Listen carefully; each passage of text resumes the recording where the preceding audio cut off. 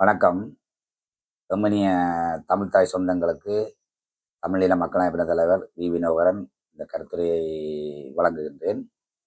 இன்றைக்கு 12ஆம் தேதி 5ஆம் மாதம் 2025ஆம் ஆண்டு. இந்த சித்திர பௌர்ணமி இன்றைய நாள் பலருக்கு ஒரு நிகழ்வு.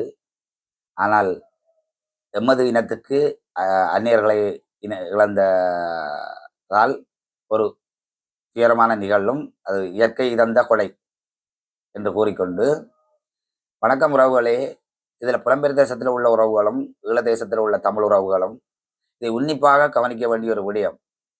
நடந்து முடிந்த பாராளுமன்ற தேர்தலில் முறைகேடு நடந்ததாக மதிப்புக்குரியன்னு சொல்ல முடியல என்னால அந்த அந்த வார்த்தையை பார்க்கும்போது. இருந்தாலும் அவர் இருக்கும் பதவிக்காக அவரை நான் மதிப்புக்குரிய சந்திரசேகரம் ஐயா அவர்களே, உங்கள்கிட்டத்தான் நான் ஒரு கேள்வி கேட்கிறேன். நான் யாரையும் கை நீட்டி கதைப்பதில்லை, நீனாண்டு கதைப்பதில்லை. அன்பாக பண்பாக பணிவாகத்தான் நான் எனது வார்த்தைகளை பிரயோகித்துக் கொண்டிருக்கின்றேன். ஆனால் உங்களை மட்டும் கை நீட்டி கதைக்க வேண்டிய அவசியம் வந்துட்டு, நீங்க இருக்கிற பொறுப்புக்கே மரியாதை இல்லாத கட்டாயம் வந்துட்டு.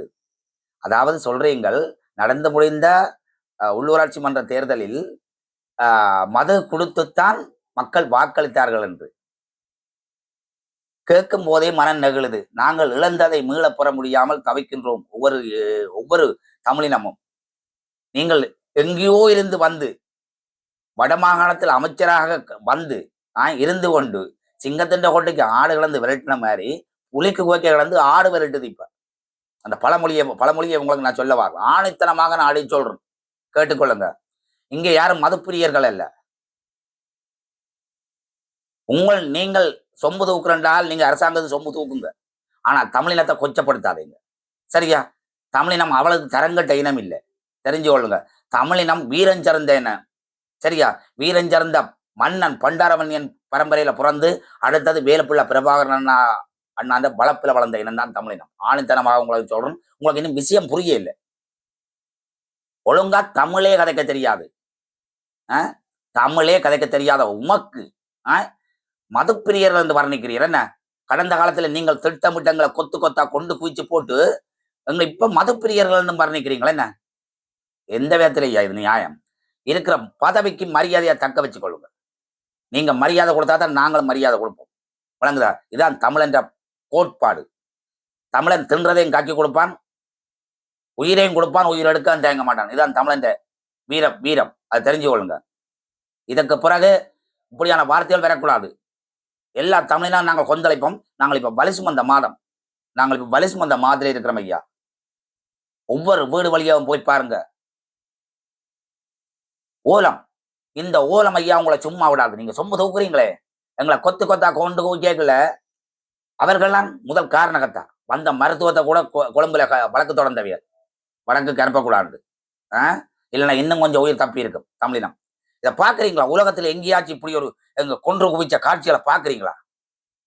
வெளிநாடு வழியை பாத்தீங்களா? இங்கதான் சுதந்திரம் இல்லை.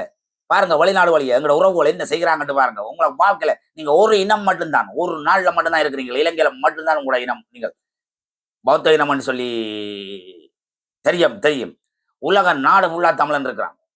எந்த சந்து பொந்து மூலம் முடுக்க அனைத்திலையும் தமிழன் இருக்கிறான். மறந்துடாதீங்க அதை, சரியா? பார்க்கும்போது அந்த காணொலியை பார்க்கும்போது மன நெகிழுது எனக்கு. ஏனென்றால் இந்த இனத்துக்கும் இந்த மண்ணுக்காகவும் நாங்கள் அர்ப்பணிச்ச நாங்கள், விளங்குதா? மன வேதனையோட உணர்ச்சி வசப்பட்டு கதைக்கணும்னு சொன்னால் உங்களோட நீங்க செய்த செயற்பாடு, நீங்க பெரிய மனுஷன் மாதிரி இருக்கணும் ஐயா. ஒரு அமைச்சராக இருந்தாலும் சரி, ஒரு பாராளுமன்ற உறுப்பினராக இருந்தாலும் சரி, மக்கள் இந்த பிரதிநிதிகள், மக்கள் ஏற்ற தாழ்வு இல்லாமல் கதைக்க பழகணும், பேச பழகணும், நடத்த தெரியும். அவன் தாயா மக்களுக்கு பிரதிநிதியா இருக்க தகுதி உடையவன். உங்களையெல்லாம் பிரதிநிதியா? நீங்களையா முதல் சாராயம் குடிச்சு தெரியுறீங்க, மது அருந்தி போட்டு தெரியுறீங்க. உங்களை போல கொஞ்சம் பேரை பார்க்க விளங்குதாங்க. கரை கடையில போனா கூட, கரை விற்கிற மீன் விற்கிற சந்தேகம் போனா கூட, மீன் விற்கிறவங்க கூட ஒழுங்காய் வாங்கம்மா, இன்ன விலையம்மா அண்டு அங்க பாருங்க. உங்களோட கூட்டங்கள்ல பாருங்க,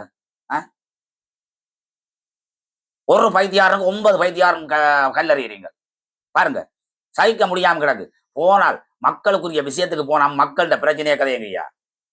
ஒரு பைத்தியாரும் 9 பைத்தியாரும் கல்லறிகிறான். பார்க்க வேடிக்கையா இருக்கு ஐயா உங்களோட கூத்த பார்க்க. ஒரு கடந்த காலத்துல உண்மையில சொல்றேன்.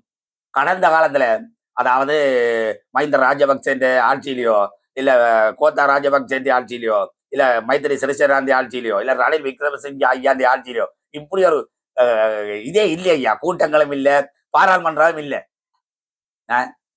பார்க்க சிரிப்பு வருது ஐயா. எங்கட பக்கத்துல பார்த்தா நாங்கள் அழுதுண்டு இருக்கிறோம் ஐயா. கொத்து கொத்தா கொண்டு குவிச்சு போட்டு இப்ப தமிழரை மதுப்பிரியர் என்று வர்ணிக்கிறீங்க என்ன? தமிழரசு கட்சி மது கொடுத்தாண்டால் அதை வருந்தினவனார் ஐயா. தமிழன் தான் ஐயா. சட்ட ரீதியா நடவடிக்கை எடுக்கணும் சந்திரசேகரம் ஐயா அவர்களே. உங்களை மான நஷ்ட வழக்கு போடுவோம் நாங்கள், தெரிஞ்சு கொள்ளுங்க. தயவு செய்து உறவுகளே, இந்த காணொலியை அனைவரும் பார்க்கக்கூடிய மாதிரி, அனைத்து தமிழின ஒவ்வொரு பார்க்கக்கூடிய மாதிரி இந்த காணொலியை நீங்க ஷேர் பண்ணி விடுங்க. என்னுடைய அவ்வளவுக்கு வசதி இல்லை, எல்லா இடத்துக்கும் யூடியூப் சேனல் அதுக்கு போடுற அளவுக்கு வசதி இல்லை. யூடியூப் சேனல்ல நீங்க எடுத்து போடையில சத்தியமாய் போட்டு விடுங்க. இது ஒரு எச்சரிக்கையா இருக்கணும். தமிழன் செய்யலண்டா செத்து மடியண்டு வாழ்ந்தவன் தமிழன், அது தெரிஞ்சு கொள்ளுங்க. உங்களை போல உல்லாச வாழ்க்கைக்காக அங்க கடந்து கொண்டு வந்து சொம்பு தூக்கி கொண்டு வந்து வக்காலத்து பண்றாக்கள் இல்ல தமிழன். பாருங்க, தமிழ் பாராளுமன்ற உறுப்பினர் வாராங்க, நீங்க அதிகாரத்தை கொடுக்குறீங்கல்ல. பாருங்க, பாராளுமன்றத்துக்கு சில பாராளுமன்ற உறுப்பினர் எப்படி பேசினமண்டு, எவ்வளவு பணிவாக பேசினமண்டு. அது தெரியுதா? உங்க பாருங்க, நீங்க உங்களோட கூட்டமொழியை பாருங்க, குறவர் மாதிரி கிடக்கு. நரிக்குறவர் சண்டை பிடிப்பாங்க. அங்கால என்ன இளங்குமரன் ஏதோ ஒரு குமரன் அதுண்டு, அங்கால அடுத்த அர்ச்சனா உண்டு. அது தமிழனுக்கு பாராளுமன்றத்துக்கு போன சாபக்கேடு முதலாவது. எங்களை